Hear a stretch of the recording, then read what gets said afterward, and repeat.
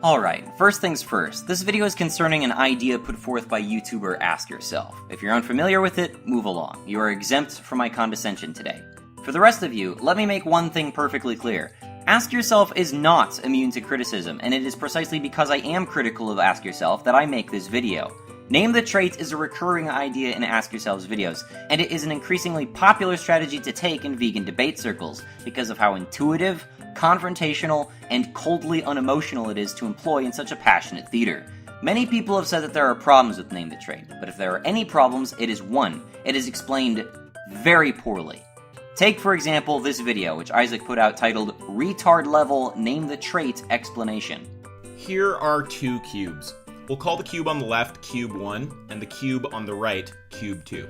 Now, looking at these two cubes, it's clear they're different. This may fool low-level thinkers, but someone whose mind is well trained in the detection of sophistry will say, wait a second, sure the statement isn't directly contradictory at the surface level, but it could also be the case that one of these claims implies the statement that is the pure negation of the other. If the property or properties that determine liftability are distributed unevenly between the cubes. A quick way to visualize this is to picture circles filled with points.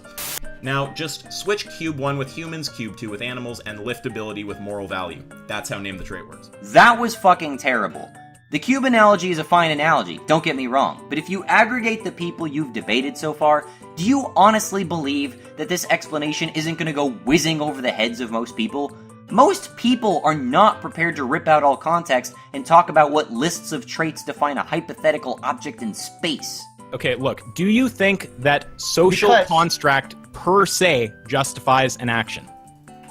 What action are we talking about? What action? I'm not That is like such a big misunderstanding, guys. I am not going to answer. Wait. You're saying in some context, no. The irony here is that what most people aren't getting is the reductio ad absurdum, and yet you're using a reductio ad absurdum to explain it to them. This is an acceptable video to show people who have some familiarity with philosophical logic, but to everyone else, this is utterly arcane. Here's the main obstacle facing people who don't understand Name the Trait. This image, right here. The second the word argument was muttered, and this image was thrown on the screen alongside the tagline Name the Trait, is when all the confusion began. Because there is no argument called Name the Trait. These two premises and a conclusion do not even describe the arguments Ask Yourself is even using when he says, Name the Trait. The only thing this image shows is the reasoning Ask Yourself has adopted prior to the discussion taking place. Anytime he says name the trait, it is a rhetorical question, because he's already reached the conclusion of the discussion. It's over here, in the background, waiting for you. It's not actually the arguments he's using 99% of the time in his debates. 99% of the time, he's using a different argument to lure you into accepting the second premise of this image. After all, he can't nail you with this conclusion until he's gotten you to concede to both of his premises. So this image, this little syllogism here, this is completely off the table for the vast majority of the discussion. It has no explicit relevance to what people are calling Name the Trait. Name the Trait, in reality, is simply a catchphrase denoting a recurring step in the Socratic method. The Socratic method is a method of hypothesis elimination in that better hypotheses are found by steadily identifying and eliminating those that lead to contradictions. The central arguments that Ask Yourself is using at most any given time is reductio ad absurdum. It is an argument designed to produce contradictions. It takes the form of if A implies both B and not B, then not A. If an idea implies a contradiction, then that idea violates the law of non-contradiction and can be rejected. The debate always starts with the vegan calling the carnist position into question and demanding a justification. Either moral devaluation requires justification or it doesn't. If it doesn't, then you can't oppose the Holocaust. Jews have lower moral value. That's just all there is to it. On the other hand, if moral devaluation does require justification, then they're going to have to justify what they're doing to animals. So that's how you start. The carnist produces a justification, and the vegan processes it through reductio ad absurdum, by stripping the logic of its subjects and substituting in new subjects, typically something which the carnist would have an extreme aversion to. Now, once the anti-vegan starts providing justifications for why it's okay to needlessly murder and exploit animals, This is where the funnel comes in. You take their argument, whatever it is, and you create a hypothetical situation where it applies to humans. If the argument is unjust, they're not going to accept it when it applies to them or their loved ones. For example, a carnist might say, it's acceptable to eat a pig because we're smarter than them. To which a vegan can respond, would it be acceptable to eat a baby because you're smarter than them? Naturally, the carnist is instantly stupefied for never considering the same logic being used on babies before, and must then concede no, to which the vegan can say, then you're contradicting yourself by both accepting and not accepting the same justification. Produce a new justification which does not resolve in contradiction. It's okay to kill animals needlessly because they're less intelligent. Well, is it okay to needlessly kill less intelligent humans? Name the trait. It's okay to kill animals needlessly because they aren't human. Well, if your consciousness were transmitted into a non-human body, would it be okay to kill you needlessly? Name the trait. It's okay to kill animals because they provided a historic benefit for brain development.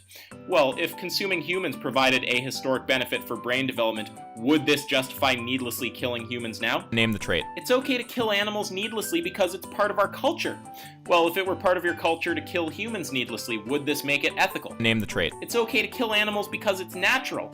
Well, it's natural to kill humans. Does this make it ethical? Name the trait. That right there is name the trait. That is all it is. It is simply the point in the conversation where one party tells their opposition, I'm going to use reductio ad absurdum on you. Give me a justification which I can't beat with reductio ad absurdum. Name the trait is not an argument. It is a challenge for you to refute a pre-existing argument. It is equally as meaningful a concept as refute me, cunt, or try again, dipshit, or too bad, so sad, veganism is ironclad. But for some fucking reason you don't get mile-long blog posts attempting to, quote, refute the TBSSVII, quote, argument. And in particular, I'd like to bring special attention to this abominable fucking comment by Lay Vegan. What the fuck was this, dude? What the actual fuck was this? I could agree that 1. It is wrong to kill humans because they are part of my group. 2. It is not wrong to kill animals because they are not part of my group. 3. It is wrong for someone to kill me because I am not part of their group. Not only is this not a logical contradiction, a contradiction requiring stating something and its direct negation, this reasoning would work perfectly within the framework of NTT. This is problematic because a moral system that accepts double standards could justify any behavior. I don't even know where to start with this fucking comment. I could make a whole fucking video ripping apart this Olympic obstacle course of mental gymnastics. You assert that it is not a contradiction, and then in the very next fucking sentence, you call it a double standard! Congratulations, you played yourself. And look here at the bottom. If you're willing to reduce NTT to a meaningless assertion, then my response to ask yourself is, not an argument. Winky face, winky face. You think that's so fucking clever, don't you? You're right. As I said, it's not an argument. Reductio ad absurdum is an argument. And if you think it's a meaningless assertion to expect that your propositions should be able to withstand the scrutiny of logic so old that Jesus Christ's balls hadn't even dropped yet, I think you're a bit touched in the head. The smug superiority with which you scroll your ignorance in these comments conveys to me that you're nothing short of a contemptible scumbag. Fuck you. And to everyone else, this is an incredibly simple concept. If you don't agree that humans have moral value, the debate is over. If you don't agree that morality should be logically consistent, the debate is over. There is no need to get pissed off your own ego and write a manifesto targeting 3 fucking words that have virtually no bearing on the fucking argument whatsoever. The argument is reductio ad absurdum. I don't see any screeds trying to debunk that, so it's a mighty big coincidence that every single attempt I've seen to debunk Isaac involves stitching together a straw man from Name the Trait and his foregone conclusion, which are 2 things both entirely fucking distinct from each other and the arguments he's actually making. There. I said it. Done. Fuck off. It doesn't matter the context that you say it in, it's still racist. It doesn't matter the context you say it in, it's still racist. Listen up, teachers of America. If you've ever read aloud Huckleberry Finn to your students, you've engaged in an act of racism.